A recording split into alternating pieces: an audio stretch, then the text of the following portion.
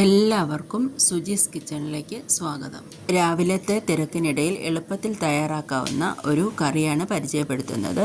അതിനായി ഒരു ഉരുളക്കിഴങ്ങ് വലുത്, ഒരു ക്യാരറ്റ്, 2 പച്ചമുളക് എന്നിവയാണ് ഞാൻ എടുത്തിരിക്കുന്നത്. ഒരു സവോള കനം കുറച്ച് ചെറുതായി അരിഞ്ഞു വെച്ചിരിക്കുന്നു.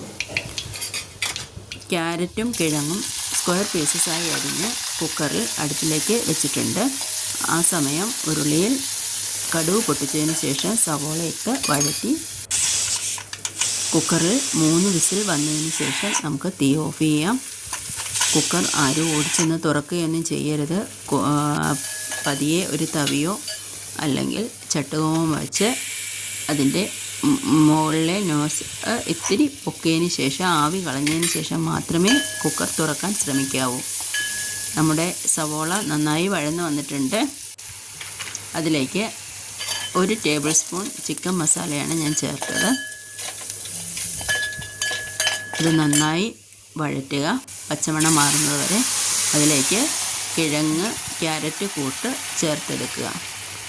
ആവശ്യത്തിന് ഉപ്പ് ചേർക്കുക. ഇതിലേക്ക് ഇത്തിരി മല്ലിയിലയും 1/4 ടീസ്പൂൺ ഗരം മസാലയും കൂടി ചേർത്താൽ രുചികരമായ ബ്രേക്ക്ഫാസ്റ്റ് തയ്യാറാണ്. ഇതിലേക്ക് 1/4 ഗ്ലാസ് തേങ്ങാപ്പാൽ കൂടി ഒഴിച്ചാൽ വളരെ ടേസ്റ്റി ആയിരിക്കും. നിങ്ങൾക്ക് ഇത് പൂരിയോ ചപ്പാത്തിയോ ഉപയോഗിക്കാം. ഞാൻ ഇന്ന് പൂരിയാണ് ഉണ്ടാക്കിയത്. അപ്പോൾ രുചികരമായ ഈ കറിയോടൊപ്പം പൂരി നമുക്ക് കഴിച്ചാലോ? എല്ലാവരും ചാനൽ സബ്സ്ക്രൈബ് ചെയ്യണേ.